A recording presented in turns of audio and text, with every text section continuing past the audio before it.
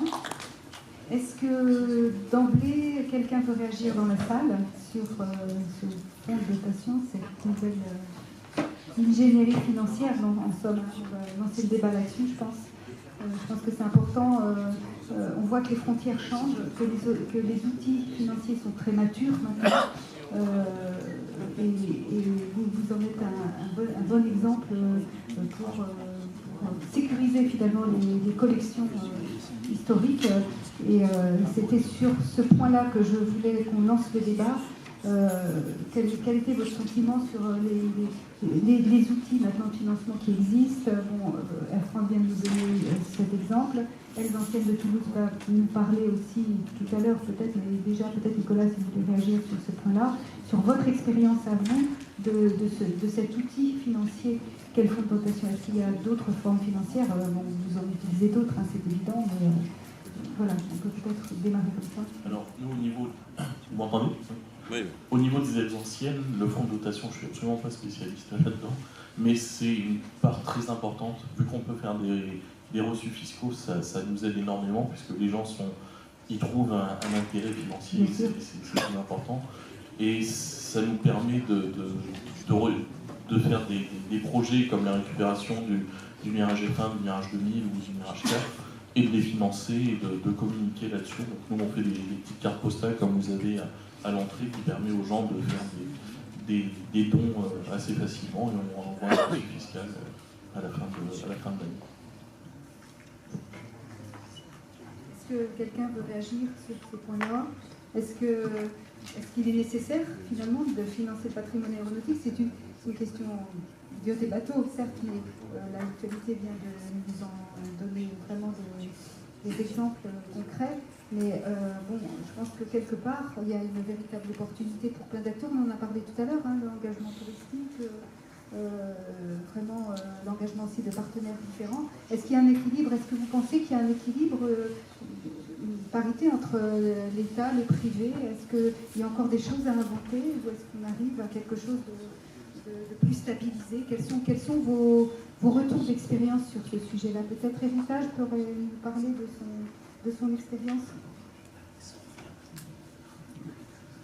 Non, moi je veux juste dire que je découvre et que je pense que c'est une des solutions, effectivement, à la réponse d'un souci qu'on a tous, qui est la pérennité de nos associations et donc la pérennité des structures qu'on met en place. Un peu comme on disait ce matin, parce qu'on est amateur et qu'on aime nos sociétés, on a envie que leur image perdure, etc. Mais on ne se rend pas compte, finalement, de tout ce qu'on génère et de toute la responsabilité qu'on a ensuite, si jamais ça va mal, quoi. Et moi, je me permettrai de vous appeler, hein, parce qu'il va falloir que j'y réfléchisse. Voilà ce que je veux dire. La journée sert à ça, hein, de toute façon. Ouais, merci. Plus dans deux têtes que dans une, merci. Donc voilà. Est-ce qu'il y a d'autres retours d'expérience sur ces sujets-là un petit peu difficiles, hein, parce que je pense qu'on a tous des problèmes dans le monde associatif pour faire le travail. René Voisin, ami de Gabriel Voisin Association.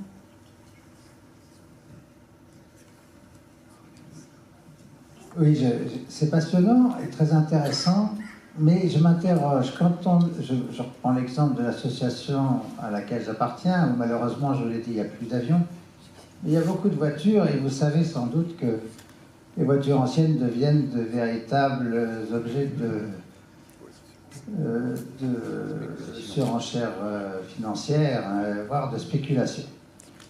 Donc nos propriétaires sont partagés entre le fait de éventuellement reverser ça à une structure sûre qui n'en fera pas le commerce spéculatif, ou au contraire, poussés par leurs héritiers potentiels, de garder les voitures pour pouvoir les vendre à Rétromobile par Arcurial.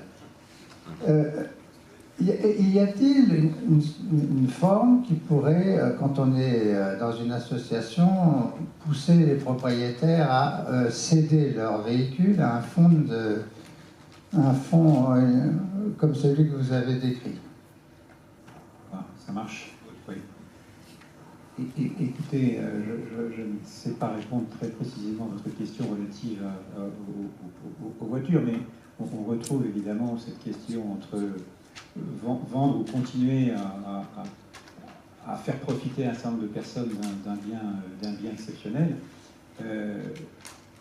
Ce qu'on peut toujours faire dans un fonds de dotation, d'après ce que je comprends, encore une fois, notre expérience est très récente, puisqu'on a vraiment démarré les activités que l'an passé, mais c'est qu'on peut tout à fait ensuite, une fois qu'un bien est dans le fonds de dotation, disposer d'une convention de mise à disposition du bien pour utilisation ou l'exposition, avec les assurances qui vont bien, mais c'est tout à fait possible, parce que un fonds de dotation, et le législateur a beaucoup insisté là-dessus, doit être vraiment d'intérêt général. Un fonds de dotation, ce n'est pas un coffre-fort, ce n'est pas pour planquer à tout jamais les affiches d'Air France et les rendre inaccessibles. C'est même le contraire. C'est certes sécuriser les collections, les pérenniser, mais c'est aussi permettre leur mise en valeur, leur présentation à titre culturel ou éducatif, pour reprendre les éléments de notre statut.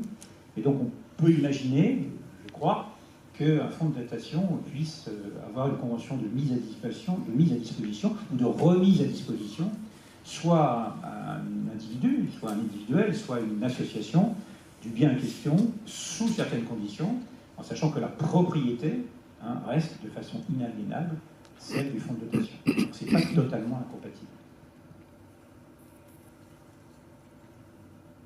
Yves de la Poisse, merci.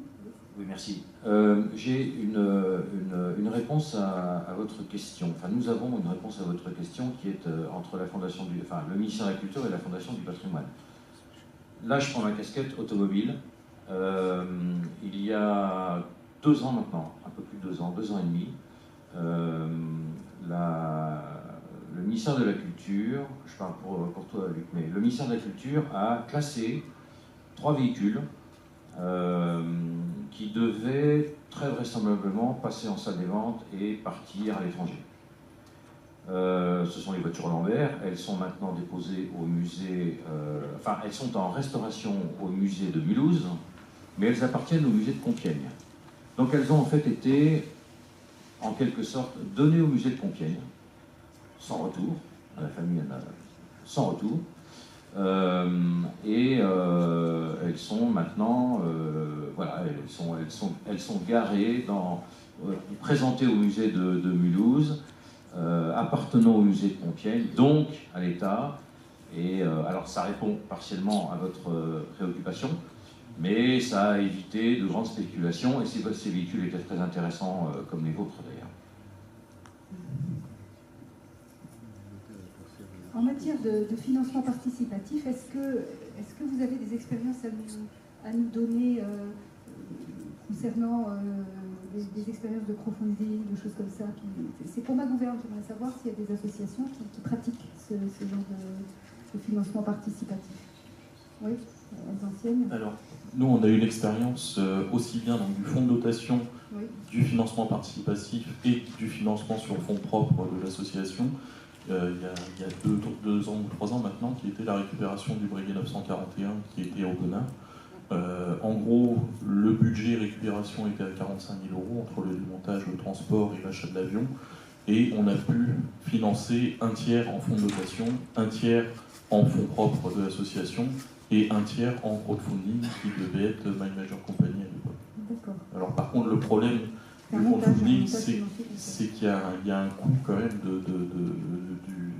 de l'entreprise My Major Company. Alors je crois que maintenant, avec les systèmes comme Ulule, où il y a une autre entreprise, mais qui sont beaucoup plus abordables, je dirais, mais c'est sûr que le fonds de dotation est nettement plus intéressant, même si il ne faut pas oublier que ça a un coût, alors à partir d'un certain niveau, on est obligé de faire appel à un expert comptable, qui a un coût annuel qui est fixé par le métier qu'on ne peut pas éviter.